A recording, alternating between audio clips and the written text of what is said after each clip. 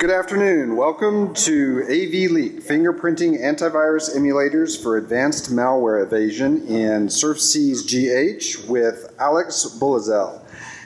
Just a couple of things before we get started. Don't forget to stop by the business hall that's located in Bayside AB during the day, and the welcome reception is tonight 1730 to 1900 in the same room. Black Hat Arsenal is in the Palm Foyer on level 3. And the Pawnee Awards are tonight in Mandalay Bay, BCD at 1830. Finally, let's make sure we have our phones on vibrate so we're not making lots of noise. And also, these are being recorded, so when the Q&A time comes, please use the microphones that are placed in the aisles for questions. With that, Alex, it's yours. Hi, so my name is Alexei Bulazel, and I'm here to talk about AVLeak, Fingerprinting Antivirus Emulators for Advanced Malware Evasion. So a little introduction and then overview of the slides. I'm a recent graduate from Rensselaer Polytechnic Institute, RPI, and I worked on this as part of an undergraduate and then graduate research project under Dr. Bülent-Jenner. And I also want to take this time to thank Jeremy Blackthorne, a PhD candidate under Dr. Jenner, who provided me with the original inspiration for this work and sponsored me doing it. So an outline of the presentation, just a little intro now. Then we're going to talk about the background and some prior work. Then our innovation with this tool, AVLeak. Then a live demo and some results, and then some conclusions. I also wanted to note we have a lot more content than I can fit in just a 25-minute briefing. So we are publishing next week at Usenix Woot, and we have a 15-page paper, a lot of citations, a lot of more material if you want to read that, and also a bunch of extra slides available and the version of this deck published online. So the problem. In the face of 1 million+ new malware samples a day, static signature-based malware detection is just dead. In response, AV and the anti-malware industry has turned to dynamic analysis, actually running binaries in these emulated environments and then seeing how they behave if they drop malware or they do heuristically malicious actions. And the problem with this is that malware that can detect that it's running in an emulator, in a VM, can then behave benignly and try to avoid detection. And it does that by finding what we call fingerprints of these systems. And over 80% of malware in the second half of 2015 exhibited evasive behavior. So there's been a lot of prior work on detecting things like VMware, QEMU, Zen, these high-end emulators, these things you use to actually do your own malware analysis, run a debugger. But there's been little prior work on consumer AV emulators. So what I'm talking about is the emulators built into consumer AV products to protect your computers at home. So these systems are intuitively easy to evade. I've talked about this work many times to people, and they said, "Oh, well, that's super easy. It's a cakewalk," and that's true. But no one has actually gone and done this work and actually proven and shown ways of doing this and detecting these systems. So prior approaches for finding fingerprints, finding these ways of detecting these systems, are really inefficient. Either you have reverse engineering, which is just way too hard, incredibly difficult, or black box dynamic analysis, which I'm going to talk about in a minute, and that's just very slow and unwieldy. So our goal is to accelerate and automate this process. So what we built is AVLeak, a novel tool that allows researchers to easily and quickly extract these artifacts and these fingerprints from consumer AV emulators in order to create evasive malware. So now some background. So I mentioned these fingerprints, these ways we can detect these systems, and we categorize them into 6 categories. From the top, the most trivially found and also most trivially fixed. So things like hard-coded strings in the environment. If you have like a get computer name always returns a hard-coded value, we just check for that value, we know immediately we're in that emulator. Also super easy to fix. You just change that string and recompile your code. Then you have operating system functions that don't behave correctly. Network emulation, when they actually try to emulate network connectivity and they get that wrong. Timing skews and bugs, that's a known very hard problem. In fact, some folks from VMware published a paper a couple of years ago where they said, not only is it really not feasible to create these systems, they don't have any interest in even getting close, creating systems that are timing accurate. Process introspection, looking into your own process, your own behavior, your own register state. And then CPU red pills, very subtle artifacts related to the way CPU instructions behave on a real CPU versus an emulated one. So traditional malware sandboxes like QEMU and VMware, they are built in many layers. And the thing is, you can attack these underlying layers like QEMU. So if I have a bug in QEMU that I can use to detect it, then I can detect any malware sandbox built on top of QEMU. So they're actually, you have lots of systems that can detect anti-analysis, but it's also many layers of vulnerability in these systems. Consumer AV is different, that they're designed like this. You basically have on one side an x86 emulator, an emulated environment, and then also a user mode Windows API emulator, so emulating some subset of the Windows API. And they're just stepping through a malware binary, instruction by instruction with the x86 emulator, and then emulating certain Windows API calls when they happen. And then they have this fake environment that you can, when your malware does things like get username, they'll return a fake hard-coded username. And all they give is an analysis report that just says what malware they found. So there have been some prior approaches to evading them using what we call mutation, just packing a binary over and over again until it's no longer detected. This really doesn't require any intuitive, deep knowledge of the AVs. It just pack it until it doesn't get detected. There's also reversing. This is extremely challenging. You have to have expert knowledge of reversing itself, of AV, of Windows internals, of x86, all these layers of knowledge you have to have. And then you're looking at things that will crash IDA when you import them, have lots of anti-analysis, anti-debug, and then they'll also be frequently updated and you have to redo your work. That said, it has been done. Rolf Rolls, you can see here at the bottom, posted a Stack Overflow question, and he actually has done this, but Rolf is probably one of the best reverse engineers in the world, and incredibly talented. Not everyone is Rolf, and even Rolf doesn't have all the time in the world to do this. So some other prior approaches besides versing have been this kind of black box testing. This has been presented at a number of conferences in recent years. Most notably the One Packer to Rule Them All talk at Black Hat 2014 from Arna and Aladdin. And what these approaches look like is this. Begin with a question like, does this emulator emulate some arbitrary function X correctly? And then they'll create code that says, if it ran function X correctly or didn't return the expected value, I'm going to drop malware. Else I'm just going to exit. And you keep some encrypted piece of malware mapped to true and no malware to false. And you put this in the AV, and you choose I'm either drop malware or not drop malware. And the AV comes back and says, hey, we found malware or we didn't find malware. So this is a 1-bit side channel. It answers a single true or false query with each run, with each scan of a given piece of malware. But as you can see, this is very slow, and it's best suited to finding negative results, so things that are not emulated correctly. And now I want to talk about our innovation, which we call AVLeak. So our innovation on this prior approach. So what our innovation is what we exploit arbitrary malware detections to exfiltrate arbitrary specific byte sequences with each run, each scan. And we built this tool in C and Python, and we create fingerprints in hours, not seconds. So I want to show you what this looks like. So we begin by mapping malware samples to byte values, like this. So we would have A to Morris, and B to Code Red, and C to Zeus, and so forth.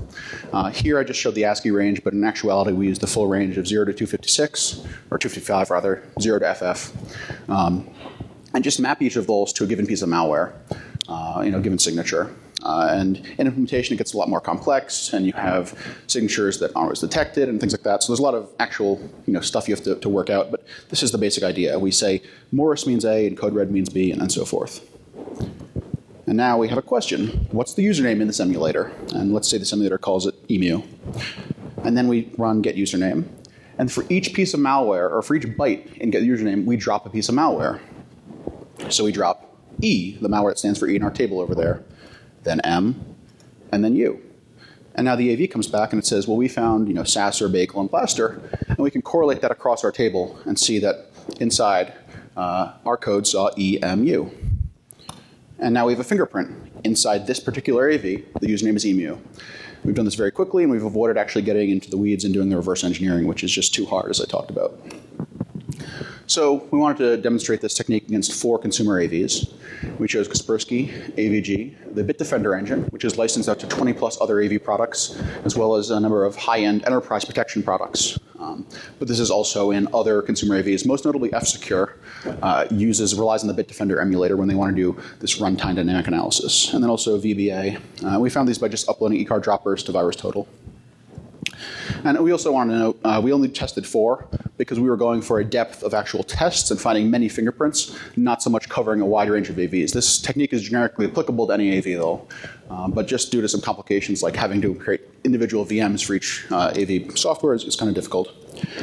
So with that said, I want to jump right into a demo and show you guys what this looks like before I talk about some more of the results, because it is really cool.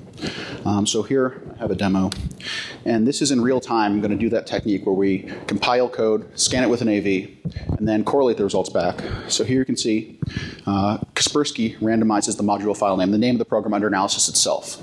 And that's so you really can't print them in that way. So, one time it's jcrub and then TKD and so forth. So you can't fingerprint that. So that's actually really good. That avoids that fingerprinting. But then you see lots of these stupid things like VBA has this hard-coded value, 1, 2, 3, 4, 5, 6. Kaspersky's tick count after 10 calls to sleep is exactly 10 minutes later. In my testing, sleep has about a 15 millisecond overhead for the time it takes for it to call from sleep to sleepx, to trap into NTDLL, to go to the kernel, be paged out, and put to sleep, and actually woken up again. So that's some overhead. Kaspersky is just absolutely monotonic, just limited by the number of times you slept.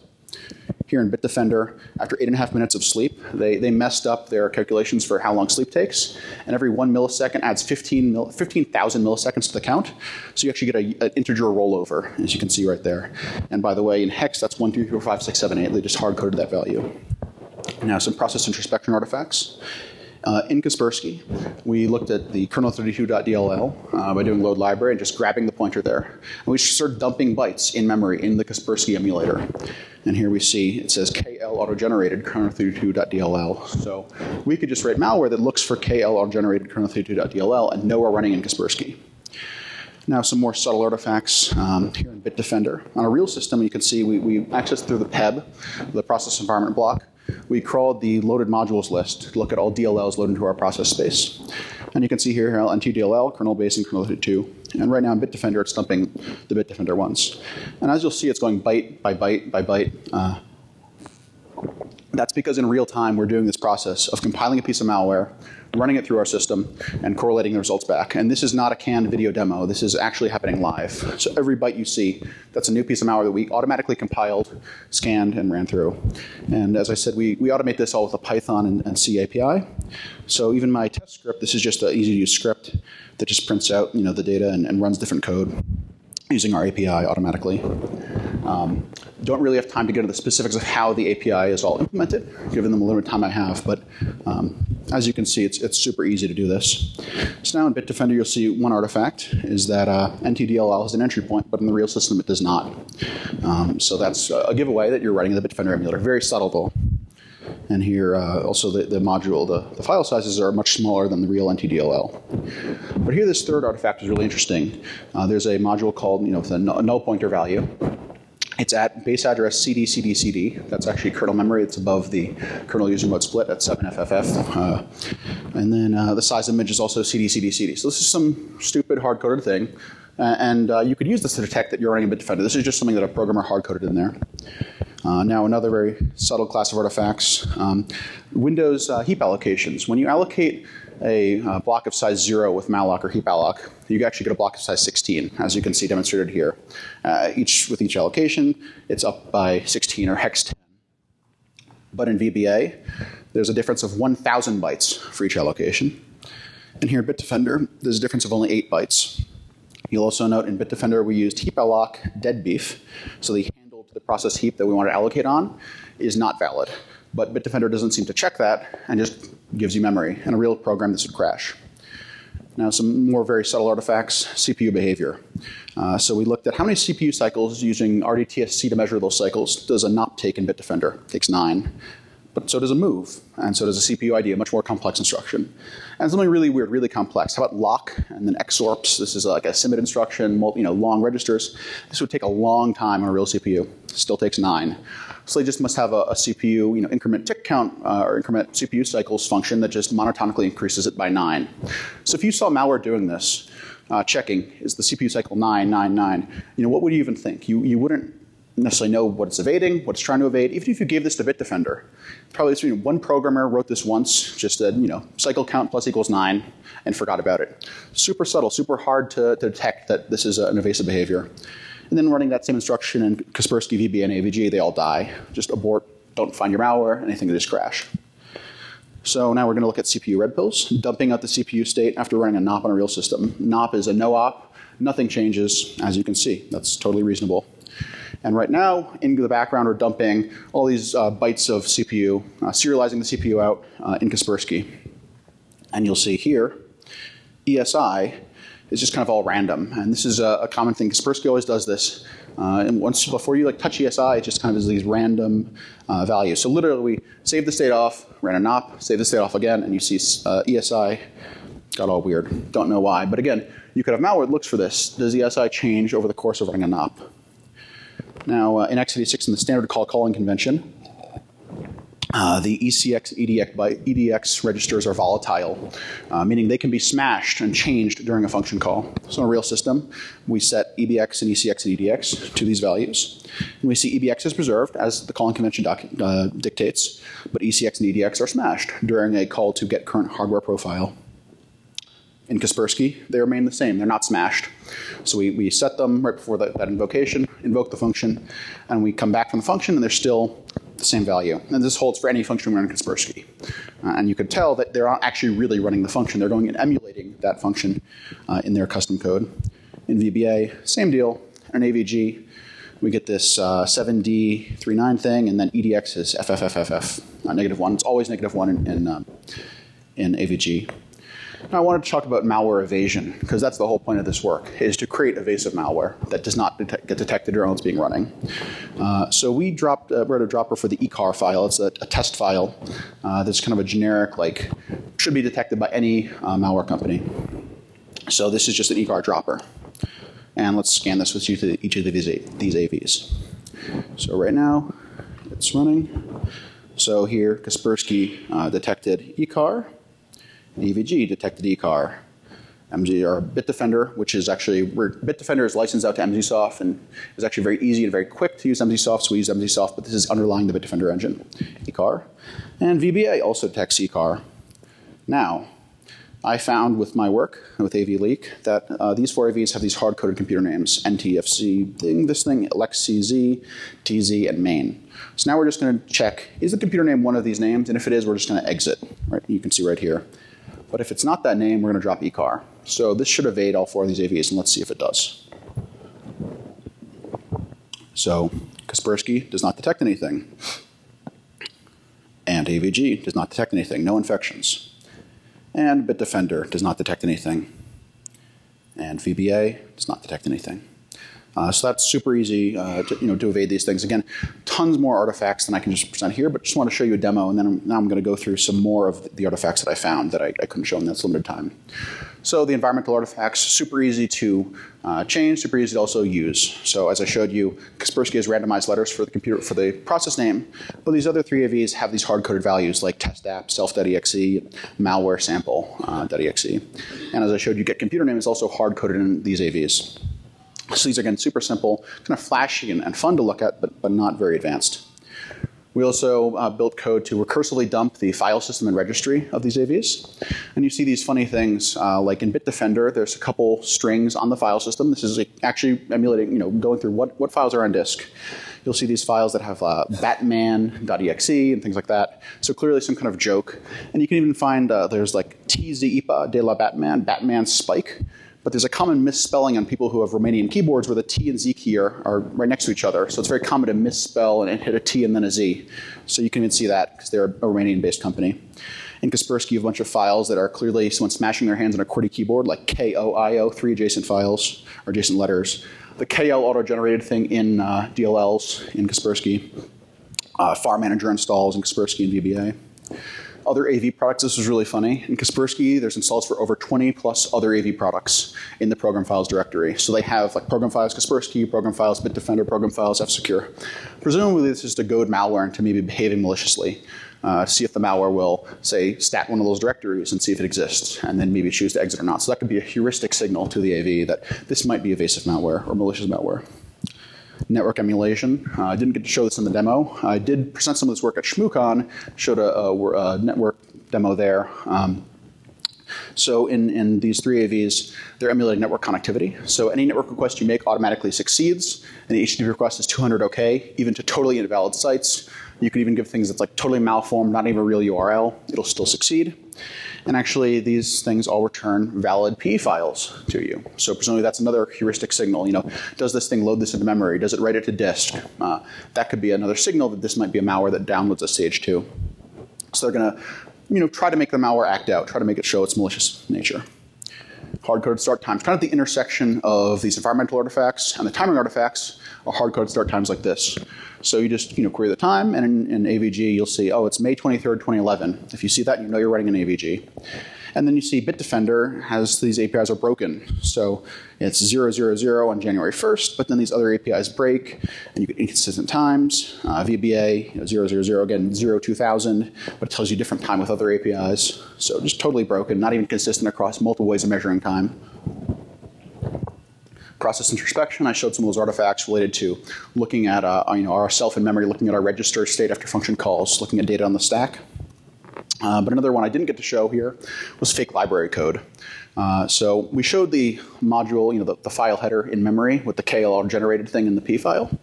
But if we actually follow that a step further and do get proc address and see what bytes are at the actual return pointer, we'll find in all 4 AVs a similar pattern like this. So this is AVGs. But basically you have some unique instruction. So for AVG it's lock, move, EBX, and then hex FF. A 1-byte number designating a library, and then a 2-byte number designating the ordinal export number of that function in the library. I can't demo it live here, but I've actually integrated Capstone with this tool with AVLeak, the Capstone disassembly engine.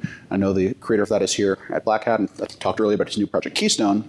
We've integrated Capstone so we can live, as we dump data, disassemble it and see these patterns. So this is kind of like a hypercall in hypervisors, this unique instruction that when executed, the AV steps in, goes and emulates whatever function you wanted to run. So, if you wanted to run get current hardware profile, it would have, a 1 for NT or for kernel 32, and then some other number designating the function export number from that DLL. So you could actually use this and detect that you're writing an emulator. Now Kaspersky is unique that they actually, if you start looking for these bytes and enumerating through memory, they will hit you with a heuristic classification. It's saying it's heurScriptExploit.generic because real non-malicious programs shouldn't be doing something. This is kind of a weird behavior. CPU red post, as I showed, save the register state, dump it, and save it again. Now some conclusions for this work. So common themes, these simple environmental fingerprints are sufficient to create evasive malware. Really easy to create these evasive malware. These attempts to bait malware with things like giving you a P file when anytime you make a net request, or having all these files in the file system. And then there's also a general lack of heuristic classification for malware when it behaves evasively. Other than that one thing with Kaspersky detecting you when you do in-memory DLL scanning. So one thing that was fun for me to do was to take these unique strings like KL auto-generated, or that the ghost file that cannot be found in Bitdefender, and Google them. And you actually find lots of these malware reports from places like Malware, VirusTotal, Total Hash, where they just got a binary, they ran strings on it, and they uploaded those results. So you can just see the output from strings that malware in the wild is looking for these unique values so it can be evasive. So malware authors already know about these and are using them in the wild. Now, more interesting than just random malware you find in Google was this piece of malware, the Evil Bunny, from the so-called Animal Farm APT. This was discovered by Marian Marszalek, I think 2014 or 2015. She might be here. She's here at the conference at least. And in 2011, it was evading Bitdefender. It would check, is its name test app? And if it was, it would not run. This is highly advanced APT level malware. And we also see below test app the AFYJEMV.exe. That kind of looks like those Kaspersky names that I jumped earlier. Presumably that might be some Kaspersky from maybe an earlier build that didn't randomize names per run, or they just say dumped out the data in one run and saved it off. One method of doing this I didn't touch on was simply taking a core dump from a running AV process. Once it's unpacked all these binaries, take a core dump, you run strings on it, and you'll find things like the username or stuff like that, but you're not going to find these more subtle artifacts like the red pills, like the timing skews. So they might have done that. I don't know. So we also talked about evasion. It's super easy to create this evasive malware. And in testing, when I did this, created about 30 different pieces of evasive malware with all different unique artifacts, 100% evasion rate in my testing. And now in terms of future work, obviously test more emulators, test more AVs. We'd also like to use AVLeak to find breakout exploits. This was actually the original motivation of this work when we began it at RPI. Jeremy Blackthorne, who was doing this work, he called it AV escape. He said, can we find ways of breaking out of emulators? Can we use the fact that we're being scanned and trying to protect the system as a way of infecting the system? So in building and exploring this area of research and reversing these things, we realized it was actually really interesting to just try to evade them and just try to fingerprint them before we actually get to the, jump the gun and start actually breaking them. But this was, when we started this work 2 or 3 years ago as an undergraduate research project, this is what we wanted to do. And it kind of morphed into the evasion thing. But it would be really cool to come back to that. And Tavis Ormandy and Jukes and Korat have been demonstrating the viability of this kind of thing. So in conclusion, we've pushed the state of the art on emulator fingerprinting, given a categorization of these fingerprints as they apply to consumer AVs versus high-end emulators like Qimu and VMware, demonstrated real-world malware that's using them and how we can use them ourselves, and then discussed our directions in future research. I want to thank the RPI research team. This would not have been possible without them. A couple of these guys in the audience, Patrick, you're here? Oh, thanks, Patrick, and everyone who helped with this work. And then for some people who gave me help and inspiration, just little things here and there, and little tips and tricks. So thank you to everyone for that. Any questions? Again, also check out our paper at Woot if this interests you. Much more thorough, and I have a lot more information in the offline briefing. You have a Twitter handle, Kaspersky Labs, Pack in the K. Great music video if you've ever seen it. And while I take questions, I wanted to do something else, which was. I wanted to dump out the Kaspersky file system in the background while I talk. So this is actually going to enumerate through the entire Kaspersky file system and just dump it while I take questions. So thank you very much.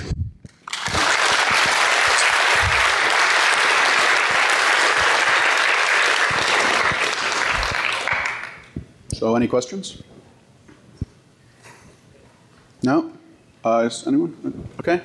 Well, thank you very much. I'll be here for a while. Oh, Mike has a question. Question over here. Hello. Hi. So when you're dumping out information byte by byte, every time you're recompiling a new piece of malware and running it and rescanning.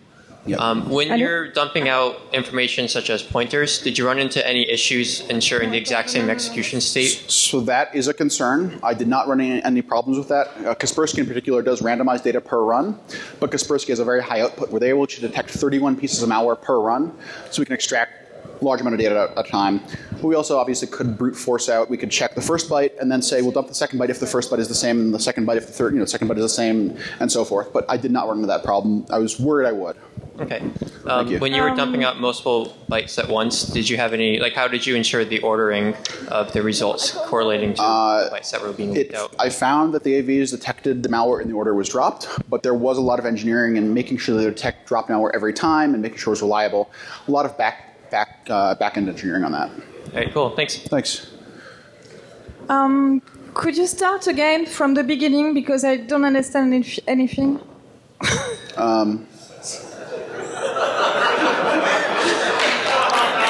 So basically our innovation was that we use dropped malware names to represent individual byte values. And then we drop malware in order to extract fingerprints from these emulators to create evasive malware. Thank you.